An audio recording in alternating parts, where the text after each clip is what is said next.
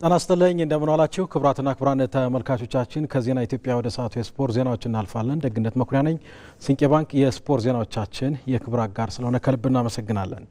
በሲቢ የኢትዮጵያ ፕሪሚየር ሊግ 11ኛ ሳምንት ጨዋታ ተጠባቂው የጣና ደርቢ ጨዋታ ያለ ግብ ተጠናቀቀ። መቀለ ሰባ እንደርታ የውድድር ዓመቱን የመጀመሪያ ድል ሲያስመዘግብ ነገሌ አርሲና ሀዲያ ሆሳዕናም ተጋጣሚዎቻቸውን አሸንፈዋል። ሊጉ ዛሬም ቀጥሎ ሲደረግ ቅዱስ ጊዮርጊስ ከኢትዮጵያ ንግድ ባንክ የሚያደርጉት ጨዋታ ተጠባቂ ሆኗል። እዲስ አህመድ በዚህ ጉዳይ ላይ ዝርዝር አለው። የ2018 ሲቢ የኢትዮጵያ ፕሪሚየር ሊግ የጣና ደርቢ የሊጉ የደረጃ ሰንጠረዥ ላይ ከመሪዎቹ የሚገኘውን ፋሲል ከተማ የሰንጠረዥ ወገብ ላይ ከሚገኘው ባህር ዳር ከተማ ጋር አገናኝቷል። ሁሉም የሊጉ ቡድኖች ተቀራራቢ ነጥብ ላይ እንደመገኘታቸው የሚመዘገበው ውጤት የደረጃ ሰንጠረዡ ላይ ለውጥ ሊያመጣ እንደሚችል ተጠብቆ ነበር። ሆኖም ሁለቱም ቡድኖች በተመጣጣኝ የኳስ ፉክክር በተደጋጋሚ ያደረጓቸው የግብ ሙከራዎች የቡድናቸውን አሸናፊነት የሚያረጋግጡ 3 ነጥብም የሚያስገኙ ሆነው አልተገኙም። እንደቀደሙት በርካታ የደርቢው ጨዋታዎች በአቻ ውጤት ያለ ግብ ተጠናቋል። በውጤቱ ባህር ዳር ከተማ 10ኛ ደረጃ ላይ ሲቀመጥ ፋሲል ከተማ ከመሪው ሲዳማ ቡና ጋር እኩል 21 ነጥብ ላይ ቢገኝም ሊጉን እየመራ ለማደር የነበረው ድል ሳይሳካ ቀርቷል። ይህ ውጤት ለፋሲል ከተማ 6ኛ አቻው ሲሆን ለባህር ዳር ከተማ ደግሞ 5ኛው ሆኖ ተመዝግቧል። የመጀመሪያው የአዲስ አበባ ስታዲየም የትላንት ጨዋታ ወልዋሎ አዲግራት ዩኒቨርሲቲን ከነገሌ አርሲ ያገናኘው ነው። ነገሌ አርሲዎች ጨዋታው በተጀመረ 5ኛው ደቂቃ ላይ ኪሩቤል ወንድሙ ከቤ ብዙነህ ላይ በሰራው ጥፋት የፍጹም ቅጣት ምት አግኝተዋል። አሸብር ወሮ ወደ ግብነት ቀይሯት የጨዋታው ብቸኛ ግብ ሆና ነገሌ አርሲን ባለድል አድርጋለች። በዚህም የውድድር ዓመቱን 4ኛ ድሉን ያስመዘገበው ነገሌ አርሲ በ16 ነጥብ 7ኛ ደረጃ ላይ ተቀምጧል። ወልዋሎ ደግሞ 7ኛ ሽንፈቱ ሆኖ 19ኛ ደረጃ ላይ ይገኛል። የአዳማ ሳይንስና ቴክኖሎጂ ዩኒቨርሲቲዎቹ ሁለቱም ጨዋታዎች በመሸናነፍ ነው የተጠናቀቁት። በተለይ በወራጅ ቀጠና ውስጥ የሚገኙት መቀለ ሰባ እንደርታ ከአርባ ምንጭ ከተማ ያደረጉት ጨዋታ ተጠባቂ ነበር።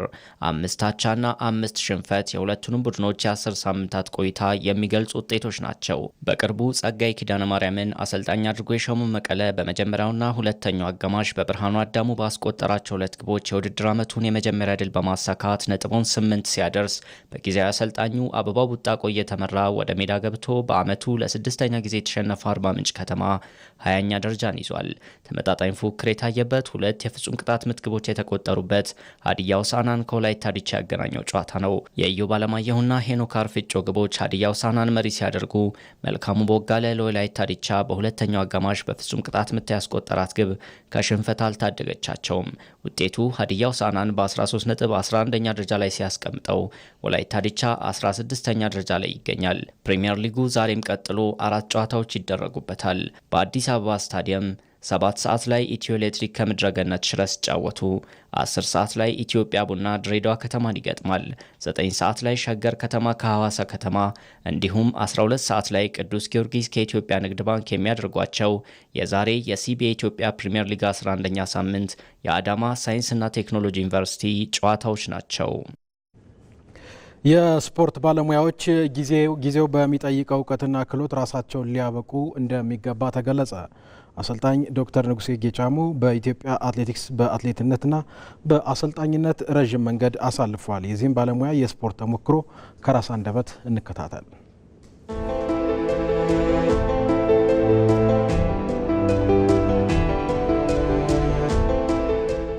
ዶክተር ንጉሴ ጌጫሞ እባላለሁ።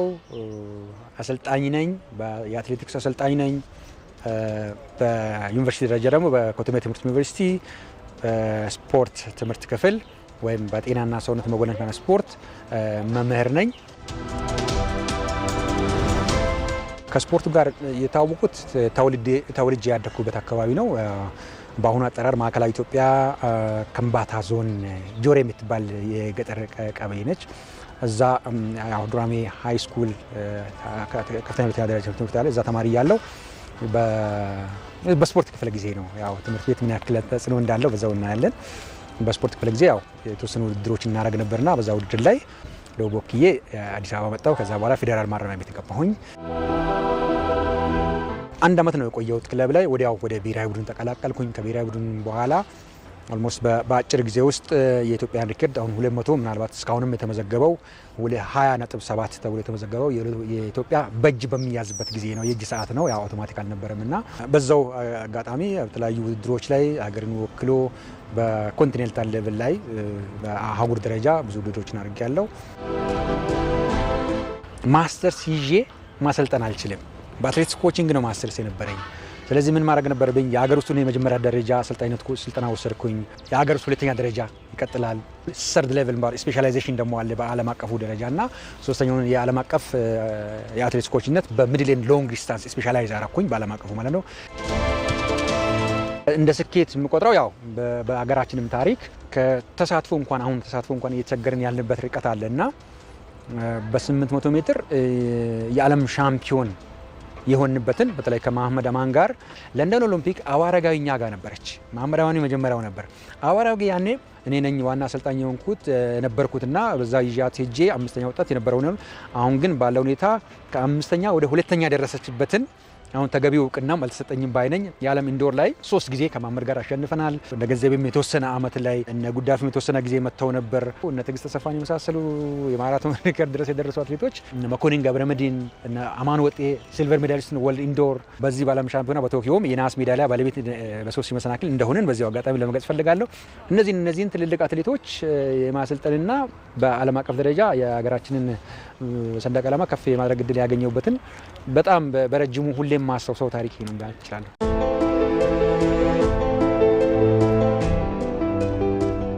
እኔ ተወልጄ ያደኩበት አካባቢ ላይ በጣም ወላጆቻችን የትምህርት ያላቸው እንትን በጣም ከፍ ያለ ነው። ያንን የማሳካት ራዕይ ነበርና ምንም እንኳን ስፖርቱን ቢኖር ልክ የሆነ ያላሳካውት ነገር ነበር ብዬ ስለማስብ ውስጥ ያለውን ራዕይ ለማሳካት ማድረግ የሚገባኝን አድርጋለሁ። መጀመሪያ ዲግሪ ላይ ያንን ዋጋ ከፍዬ ጨረስኩኝ። ከዛ በኋላ ወደ ማስተማሩ አለ።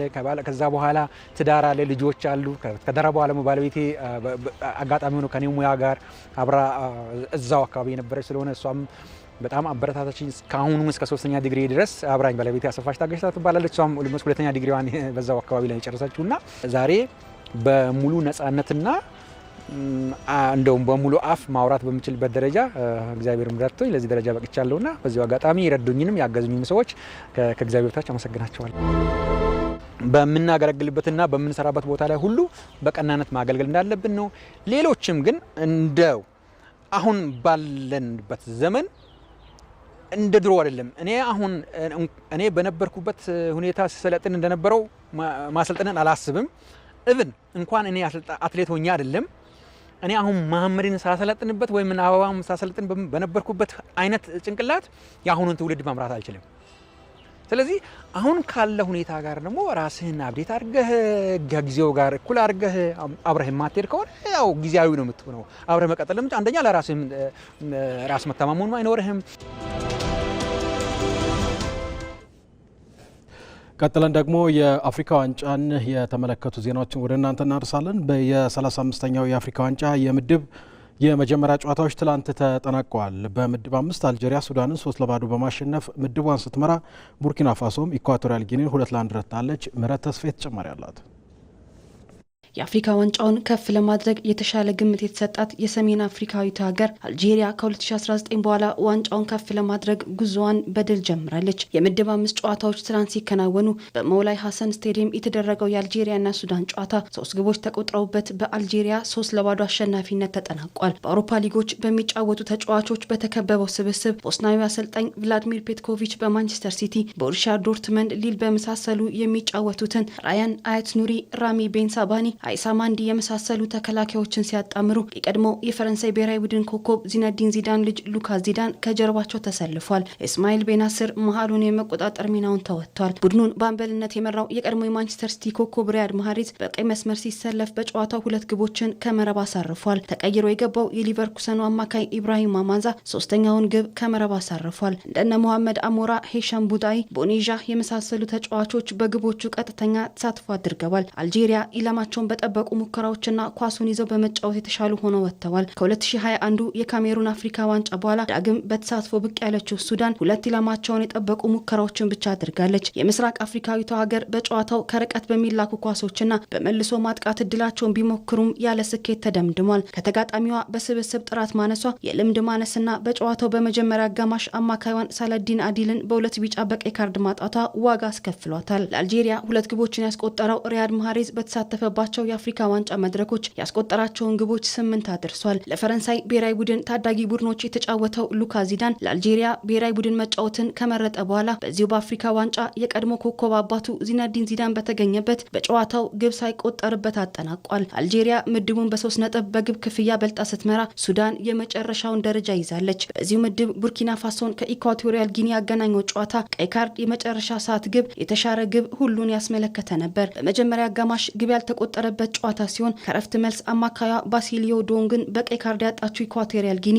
ግብ በማስቆጠሩ ቀዳሚ ነበረች። 10 ተጫዋች ለመጫወት የተገደደችው ኢኳቶሪያል ጊኒ መሪነቷን ማስጠበቅ ሳትችል በጭማሪ ደቂቃዎች በተቆጠሩባት 2 ግቦች 2-1 ተሸንፋለች። የቡርኪና ፋሶን 2 ግቦች ጆርጂ ሚኖንጉንና ኤድሞንድ ታፕሶባ ከመረብ አሳርፈዋል። በሁሉም ረገድ የተሻለ የነበረችው ቡርኪና ፋሶ አልጄሪያን ተከትላ በ3 ነጥብ ሁለተኛ ደረጃ ላይ ተቀምጣለች። የምድብ ሁለተኛ ጨዋታውን ከአልጄሪያ ጋር በመጪው እሁድ ትጫወታለች። በምድቡ ምንም ነጥብ ያልያዙት ኢኳቶሪያል ጊኒና ሱዳን የመጀመሪያ 3 ነጥባቸውን ለማሳካት በተመሳሳይ ቀን ጨዋታቸውን ያከናውናሉ።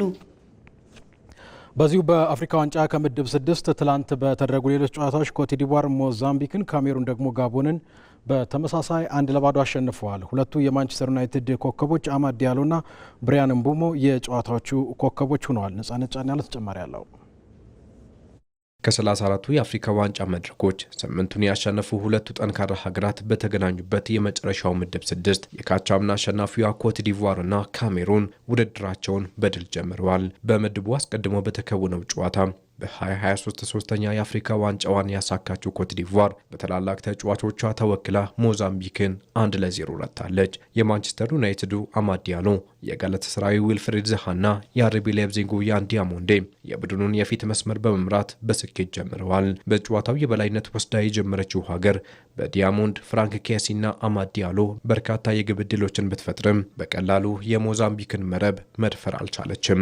ሆኖም ሁለተኛው አጋማሽ በተጀመረ በ4 ደቂቃዎች ልዩነት አማድ ዲያሎ ከኬሲ ያገኘውን ኳስ በአግባቡ ተጠቅሞ ኮትዲቯርን አሸናፊ ያደረገችን ግብ አስቆጥሯል። ኮትዲቯር በጥቅሉ ካደረገቻቸው 15 ሙከራዎች በ5ቱ ኢላማውን ብትጠብቅም ተጨማሪ ግቦችን ማግኘት አልቻለችም። በዚህም የኤመርሰን ፋይ ቡድን በፊፋ ሀገራት ደረጃ በ60 ዝቅ ብላ የተቀመጠችውን ሞዛምቢክን በማሸነፍ ክብሩን ለማስጠበቅ ጥሩ ጅማሬን አድርጓል። በጨዋታው ልዩነትን የፈጠረው የማንቸስተር ዩናይትዱ አማድ ዲያሎ ኮከብ ተጫዋች በመባል ተመርጧል። በተመሳሳይ ምድብ በአፍሪካ ዋንጫው ደጋግማ የከበረችው የመድረኩ እንቁ ሀገር ካሜሩን ተጠባቂ ጨዋታዋን ከጋቦን በማድረግ በተመሳሳይ ውጤት 1-0 ረታለች። 5 ጊዜ ዋንጫውን በማሳካት የተደላ ጊዜን ያሳለፈችው የሳሙኤል ኤቶ ሀገር በውዝግብ ውስጥ ሆና ወሳኝ 3 ነጥብ አስመዝግባለች።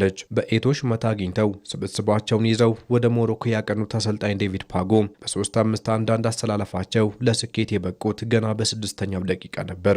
የሌቫንቴውን አጥቂ ኤታዮንግን ከፊት አሰልፈው የማንቸስተር ዩናይትዱን ብሪያን ምቤሞን ያስከተሉት አሰልጣኙ በሁለቱ ጥምረት ጣፋጭ ድልን አግኝተዋል። ምቤሞ ያመቻቸውን ኳስ ኢታዮንግ ከመረብ አሳርፎት ካሜሩን ጋቦንን 1-0 አሸንፋ ውድድሩን በድል ጀምራለች። የጨዋታው ሂደት ከጅምሩ ያላማራቸው የጋቦኑ አሰልጣኝ ቴሪ ሙዮማ መጠነኛ ጉዳት ላይ የነበረውን ፒየር ኤመሪክ ኦባሚያንግንና ማሪዮ ሌሚናን በ33ኛው ደቂቃ ወደ ሜዳ ቢያስገቡም ውጤቱ ሊቀየር አልቻለም። በዚህም ካሜሩን የምድቡን የመጀመሪያ ጨዋታ በድል አጠናቃለች። በምድቡ የሁለተኛ ዙር ጨዋታ ገና ከወዲሁ የጨዋታ ኮከብ የሆኑት ሁለቱ የማንቸስተር ዩናይትድ ተጫዋቾች አማድ ዲያሎና ብሪያን ምቤሞ ሀገራቸውን እየመሩ የፊታችን እሁድ ይገናኛሉ።